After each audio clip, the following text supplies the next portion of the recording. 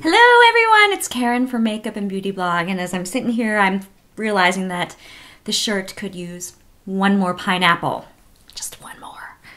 Anyway, about a month ago I went to Ulta, and I picked up a few things. The reason was because I was finally getting over this really bad cold that I had. And you know, like when you're feeling really yucky and you just need to pick me up, and like it was such a bad cold that I didn't like want to shower or get out of bed. And so I was like, I'm just gonna go to Ulta, get some really nice bath products so that I can spoil myself a little bit. And then while I was there, I just kept throwing stuff in my basket. You know how it goes. So the first thing I picked up was Shea Moisture Superfruit Complex Hand and Body Scrub. This is $9.99, and I love this so hard that bam, it is gone. I used it all to the last drop. Okay, first of all, it smells so good. It just smells like a really delicious fruit smoothie. And what it is just, it's a body scrub that has mango butter and green coffee bean extract, and it's supposed to like contour, firm, do all that, and smooth your skin. And what I liked about it, besides the scent, was the ingredient list. I could read everything on the back. There weren't any funky ingredients that I didn't recognize. And why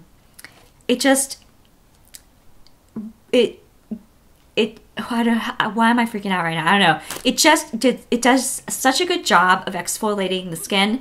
If you like more of like a chunky exfoliator, like something like the Fresh Sugar one, this may not be rough enough for you, but if you like kind of a medium sort of exfoliating experience for every day, this is great. Plus, it's so moisturizing. Use it on your feet. I mean, this might be too much information, but if you use it on your feet for like 2 weeks straight, any crusty feet issues you have will be much less crusty.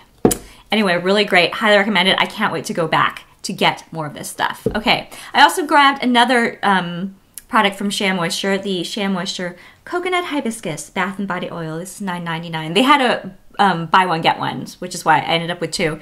And this smells like more of like a tropical fruit smoothie. Mango, no, actually more like coconut.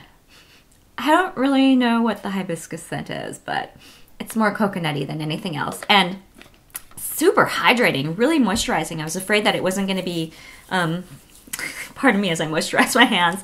I wasn't sure if it was gonna be moisturizing enough because I have pretty dry like legs and arms, but this is great, especially if you like to, if you're gonna take a bath, you're gonna take a shower, and you just put this on damp skin. It's absolutely lovely. One trick that I do, okay, you know how in the winter it's like, what I hate is when you get out of the shower and then you towel down, it's so cold, and then you go out into the bathroom and you have to like put lotion on and it's cold. What I like to do is I like to actually keep this in the shower with me. That way, after I towel off, I can just go ahead and moisturize inside the shower and not get too cold. So this is absolutely lovely. Another hit from Ulta. Okay, so the third thing that I picked up was Rimmel Natural Bronzer in Sun Bronze, and it looks like this. And oh, good luck to me getting it open with my greasy hands. Oh yeah, with this it does leave kind of an oily film, so be careful. Rimmel Natural Bronzer in Sun Bronze. This is $4.99, and can I just say, this is so great. It's such a lovely drugstore find.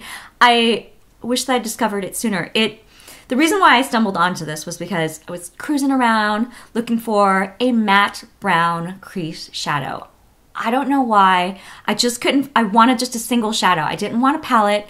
You know, I didn't want anything with shimmer. I just wanted a straight up matte. And just as I was about to fall into a pit of despair, I saw this and I thought, huh, okay, $4.99. I could use this in the crease, and a girl could always use another bronzer. And this shade happens to be like a matte, kind of an orangey reddish brown shade.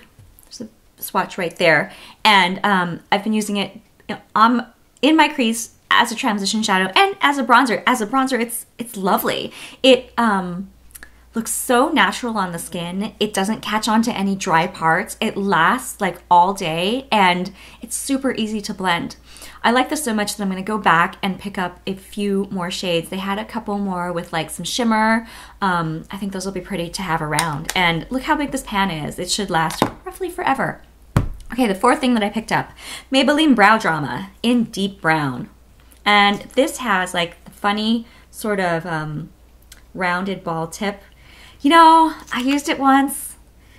Maybe I gotta give it another try because I wasn't crazy about it. I put it into my brows and I just didn't feel like it really added a lot of color or like structure. Maybe that's just because I had used the Bobbi Brown's version of like a brow mascara that's similar to this, and the Bobbi one is like, it's phenomenal. And this one for me, it was just, okay, I don't know. I'll give it another shot, but for now, meh, I could live without it. I also picked up another brow-ish related thing, Maybelline's, oh, no, Covergirl's Natural Lash in Clear. Okay, so this totally makes me think of the 90s, but I did, because I knew a lot of girls who would wear this as mascara, but I never used it as mascara.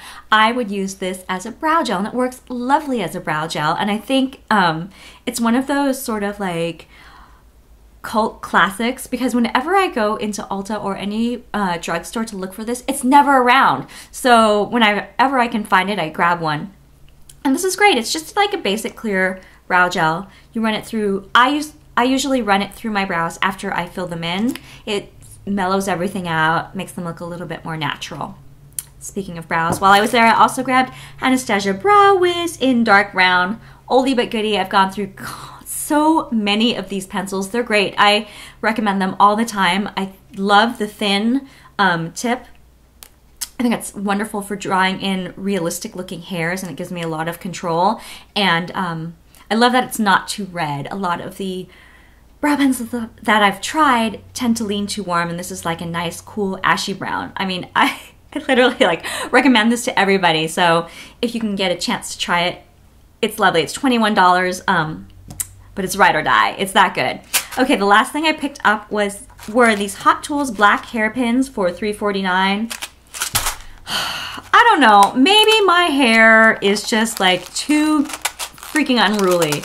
But these pins, they're like U-shaped like this. I was hoping to be able to use them for like updos and buns, but it's like I put them in my hair and my hair repels them out.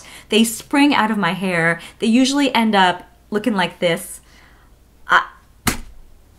These just aren't working for me. I think they might be better for someone with probably less unruly hair or hair that's just not as, I have a lot of it, and you can't really see it right now, and I haven't been wearing it down lately, but I do tend to have like a lot of hair and it gets a little big, and I think that this just may not have worked out for me, but c'est la vie, these things happen. Anyway, yeah, fun at Ulta. Thank you again for watching, and I'll see you soon. Bye.